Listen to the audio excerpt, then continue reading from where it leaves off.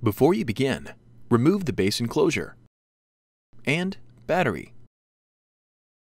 Removal.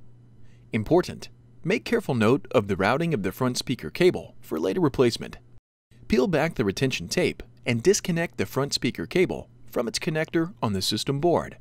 Remove the front speaker cable from the retention tape on the touchpad board.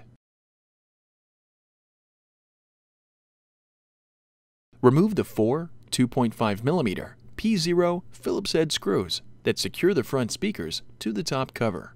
Lift the front speakers off of the alignment pins on the top cover and remove. Reverse this procedure to install the front speakers. Important: after replacing the front speakers, be sure to calibrate the audio outputs.